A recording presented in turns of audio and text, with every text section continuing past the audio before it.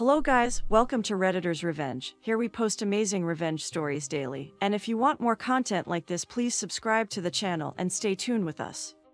Moving on to today's first story. Well, I'm furious. This morning, my 16-year-old grandson showed up at my doorstep with a bag looking like he'd just had the stuffing knocked out of him. He lives 2 states away and traveled by bus to get here. Why? Because my daughter decided the best way to handle him coming out to her was to toss him out into the cold. I'm so angry with her that I don't want to type out things that I will one day regret, but Jesus, I thought I raised her better than that. My grandson is currently sleeping in his new bedroom, and I'm at a bit of a loss as to how to proceed from here. The poor child has just had his entire world turned upside down, but what do I say and do to make this right for him? He doesn't want to go back, and the daughter doesn't want him back. I'm absolutely fine with having him stay with me, but there's a lot that needs doing. More importantly, what channels would I need to go through to make sure my daughter gets her just desserts? I love her, and I'll likely always love her, but I raised them all to be accountable for their actions, and nobody hurts my grandkids. I appreciate all the help and assistance that has been offered, and I have spoken with my lawyer. I have been advised not to speak about legal matters until we have the situation handled. Financially, I have done very well for myself and can provide everything my grandson wants and needs without causing me financial difficulty. Update 1. My grandson is in therapy and has been enrolled at school. He has been placed in my custody while CPS proceeds. My lawyer is handling all the necessary paperwork and believes we have absolutely nothing to worry about. Our caseworker has echoed this. I will not be discussing legal matters further. My daughter is facing criminal charges for her actions. Child abandonment is a very serious crime. Her actions reflect very poorly on her as a whole. Upon realizing that her income was being cut off and that she had committed a fair number of crimes, she instantly began to plead that she hadn't meant to, and it had been a heat-of-the-moment decision that she regretted. Considering she has already thrown out all of my grandson's clothing and worldly possessions, this defense did not hold up to scrutiny. My grandson is as well as can be expected. He's made friends in the form of my neighbor's kids. They're around his age. We've redecorated his room, and he had a good time being allowed to pick out his furniture and paint. He's gotten a PS4, which has become his escape. He has chosen to not join a group, and I won't force him to do so. We're talking about getting a puppy as he loves dogs, but his mother never allowed him one, and we are doing well. Final update. My grandson is doing well. He has made a few friends in the neighborhood, and he has bonded with his pup quite nicely. The two are almost inseparable save for when he is in school. He has begun meeting with a counselor that offers online sessions. My daughter has been granted a plea deal which she has accepted, to avoid the full extent of what the courts would have otherwise given her. I am told by my lawyer that this is a common occurrence in such situations to expedite proceedings to best see to the child's needs. The charges against my daughter were dropped in accordance with this deal, and she has been stripped of her parental rights. Due to much of what came to light during proceedings, a restraining order was granted to keep her away from my grandson until he reaches his majority. We are moving forward with life. Now that court and other proceedings are winding down, I am once more considering moving. Even with my grandson here, the house is just too big for us, and the weather isn't as kind to my bones as it was when I was younger. My grandson is open to the idea and views it as a fresh start. This situation has allowed me to glean things about my family that I find very useful. The relatives that sided with my daughter and told her it was her right to do, as she did as a God-fearing woman, have been struck from my phone book. Unfortunately, I count another of my children on this list. Those who took my grandson's side have shown themselves to be the good people I knew them to be. The wheat has separated itself from the chaff. I do believe this will be my last post here, as there is just not much more to add, but I just wanted this lovely community to know that we will be okay. Now, here is the end of our first story, and I hope you enjoyed this story. And, in my opinion, this kid is very lucky to have such a caring and loving grandma. Also, his mother is a horrible person and doesn't deserve to be a mother. Guys, I want to hear your thought about this story in the comments section, and do you support lovely grandma and her actions? And, before you move ahead, please hit the like button, subscribe to the channel, and hit the notification bell to remain updated on more fantastic stories. Now moving to our second story. I live with my GF Karen and my old grade school friend Jake, who was working as a sales rep. We live on the outskirts of a well-known city in the States. I was in my late 20s, and I found myself looking for work as a bar I was working at closed down. Knowing I was desperate for work, Jake calls me and tells me his new GF Jill just purchased a motel, bar with a small kitchen and she is after hired help.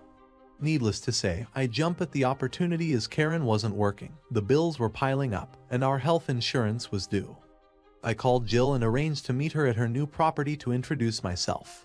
Jake made the introductions in person and had already told Jill I was a hands-on DIY person with hospitality experience. Now to explain, my dad is sparky and believes if you can pay someone to fix something, you could probably do it cheaper yourself. He taught me lots and still does to this day. After a 30-minute chat, Jill tested me with a few odd jobs like rewiring an outlet and fixing a clogged sink, and quizzed me on liquor laws. Needless to say, I was hired that day. Originally, work was all about getting the property ready for business. Jill thought it would have been minor work, paint, replacement of fixings, and furniture. But we soon found out the electric wires were shot, and the whole place needed rewiring, which was a cause of stress for Jill as it would have blown her budget. Lucky for Jill, my dad was between contracts and offered his services using leftover stock already paid for from other jobs. Jill would need to cover the cost of any new product required. As for labor, his payment, he said he enjoys a steak and beer on Friday nights. After 3 weeks of helping Dad, the wiring was done, was up to code, and at a fraction of the cost. Jill and I spent 1 to 2 months painting all 15 motel rooms, the bistro, bar, cleaning the kitchen, cool rooms, etc. Jake would offer to help but always left after 20 minutes saying he has to make a sale. Jill often worked well into the night. After all, this was her dream. I'd take some furniture home to restore after hours and return it once restored. The business opened up after 6 months and thanks to Dad, and opened under budget. Jill managed the business and ran the kitchen. I worked where I was needed. In the kitchen, on the bar, tending to maintenance. I was on salary, second in charge, and could work in any position. Things went smoothly for a year. The business was turning a profit. Dad was getting his weekly beer and steak. Karen seemed happy. Jake was still working as a sales rep for a pharmaceutical company. One day I felt crook at work, so I clocked off and went home early. Pulling into my driveway, except for a turning gut, things felt normal. Jake's car was there but he lived there, so I didn't think anything was wrong. As usual, I parked behind Jake. When I opened the door I found Karen doing the reverse cowgirl with Jake on the couch. After seeing me, Jake grabbed his pants and ran out through the back door. Karen and I argued into the night. She tried blaming me, saying I'm never home, and I'm spending too much time with Jill. We were keeping things professional. I was her employee. I went to bed and told her she can sleep in Jake's bed as she finds it more comfortable. I called Jill and informed her of this as Jake was her boyfriend. She was upset as he cheated on her, but admitted she suspected he was seeing someone else. Jill offered me a room at the motel until I figure out my next move. The next day I loaded my personal effects in the truck. Jake's car was still there as I had blocked it in. I told Karen she can keep the rental and the furniture. I said to Karen I'd be back for my tools in a few hours, and I would appreciate it if she wasn't there. I went home that afternoon to load my tools into my truck, and while I was grabbing something from under my workbench I found a bag I wasn't familiar with. Upon closer inspection, I found a large number of little tablets. The way they were packed and hidden made me realize they were probably ecstasy. A thorough search of the house led to me finding 2 more bags and about $12,000 in cash. I put 2 and 2 together and realized that Jake's pharmaceutical sales job was code for drug dealer, and Jake probably traded pills to Karen for sex. I was beyond angry until I realized that I have all I need to get him back. Now, the revenge. Jake's car still hadn't moved. I went inside and grabbed his spare keys and chucked on a pair of gloves that were in the garage.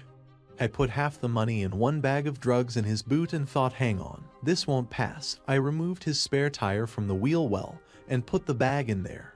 And the other 2 bags, I threw them down the storm drain in the laneway behind my house. As for the $6,000 cash, Jake did cost me a house full of furniture, just saying. I sent a message to both Jake and Karen with the typical hurt script. I can't believe you did this. We were friends, blah blah blah. I've left. I hope you two are happy together. I then made an anonymous tip to the local police and ATF about a man fitting Jake's description, loading what looks like drugs into the boot of a car that sounded like Jake's car, and provided a partial number plate number that matched Jake's car. It didn't take long for law enforcement to find the car and locate the drugs. What I wasn't counting on is Karen was driving the car at the time. She was later released when they found out she was driving the wrong car at the wrong time. A warrant went out for Jake's arrest. The icing on the cake was, I found out later that not only were the police after Jake, but his supplier was also, as he lost a lot of products. Fast forward 3 months, I purchased a house and I was still working with Jill. Karen was pregnant with Jake's baby and he was on the run. I suspected she was keeping contact with Jake because she suddenly left the district when she was 8 months pregnant. 12 months after the incident, after a drunken night, Jill and I mixed business with pleasure and started dating. That was 10 years ago. We are married, have 2 children, and just opened our 3rd business. Dad still gets his weekly steak and beer. I did hear a rumor that Jake and Karen wound up in Alaska but can't confirm this. I do feel a little bad about it now, because Jake made it possible for me to date Jill and live a wonderful life. I do hope he is well. Now, here is the end of our second story. Guys, I want to hear your thought about this story in the comments section. And in my opinion, sometimes bad people can lead you to good things and good people in your life. And before you move to the final story, please hit the like button and subscribe to the channel to remain updated on more fantastic stories. Now, moving on to our final story. This happened in the early 2000s when I joined a startup. We agreed on a salary and no paid overtime and an evaluation in 3 months and then annually, standard stuff mostly. It was a very mediocre salary for the work, but I liked the work itself, which was extremely interesting and challenging. For me, even if the finances were so-so, I felt I'd learn a lot of skills that would be useful in the future. After 3 years and having 10 decent clients and a bunch of clients trialing and money rolling in, the talk turned to back pay and paid overtime plus compensating for past overtime. At that point, around $50,000 in OT had been accrued, which is a lot. Legally, it couldn't be back paid, so the talk was always of a discretionary bonus. Now at this point, everyone is okay with this, myself included. And this was discussed in writing, via company emails too, so I felt secure in that no bad will was in play. I felt the company should be able to afford the payment. Equally, I'd happily settle for equity at a discount, which is legally possible there if cash flow was an issue. The discussions about back pay, possible equity, and now started to drag on and I was getting irked by this. In the end, I was made an offer of equity which meant the company valuation was far beyond anything reasonable, in the hundreds of millions, and I'd get a minuscule stake, less than 0.01% of a company with 9 employees and a projected annual turnover of around 2 million. It was an FU of sorts to stiff me out of money and I didn't want to take that lying down. To say I was furious was an understatement. Anyway, the day he made that offer I handed in my resignation. This sent the CTO into panic mode because the CEO had refused an updated contract and I was still on a 1-month notice period, plus I had a lot of untaken paid leave. It meant I was walking out right then and there. So, off I went that very same day, to the shock and surprise of everyone, I guess. The next day I sent an official, registered letter requesting my overtime, back pay, and received a negative response, which I followed up with another detailed demand. This was also rejected because the bonus was discretionary and there is no overtime. However, I'd been seeking legal advice and I understood that they don't have a leg to stand on if I am willing to pay for an attorney. As the liability in such matters is firmly and 100% on the employer, I was willing. You need to understand that going to a lawyer was very rare in those parts back then, so companies didn't generally expect this outcome. Things have since changed. When going through the applicable laws with the attorney, I noticed there is a limitation of 7 years. So, while my attorney was laying out what to do in order to get me my money in as little as a few weeks, I just asked him, what if we wait until it's 6 years and 11 months after the transgression, and then file, demanding interest? I wanted this because the law stated that back pay is due at a 9% APR above the base rate, accrued daily, for every day past the due date. We're looking at about 12 to 12.5% compound daily APR. The risk is that the company folds at that time, but I decided to take that risk. I sent one final letter stating that I expect all the owed and accrued amounts to date to be paid immediately. Of course, nothing happened. For the next few years, life rolled on. The company did grow and become a known player in the area. When the time came, I found an attorney and started the case. We had copies of all the communications and copies of the registered letters and responses. The back pay demanded now, including interest, was $112,000. What I didn't know was that in addition to this that there are fixed penalties for each instruction to perform uncompensated overtime. The total demand was something like $135,000. To say that the CEO, who was still CEO, lost his shit would be an understatement. I got a very verbally abusive phone call which I dutifully recorded, as it wasn't completely unexpected and was added to the filing.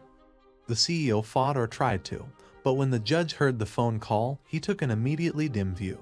Reading through all the communication just put more nails in the defense's coffin. The judge just ruled and instructed the company to pay immediately, and without delay, and also ordered the company to pay all my legal costs. They also got a full audit from the Department of Labor. The company paid up a week later. To add insult to injury, on the evening of the court's decision, the CEO got very drunk and crashed his car into another vehicle while drunk. He got a DUI conviction and lost his driving license for half a year, and his insurance refused to pay out for the damages to his vehicle as he was drunk. All in all, a glorious day. This concludes our video for today. I hope you've liked this satisfying revenge video. Guys, I want to know what you think of this revenge. Please comment your opinion below. To stay updated on more wonderful stories, hit the like button and subscribe to the channel before you leave.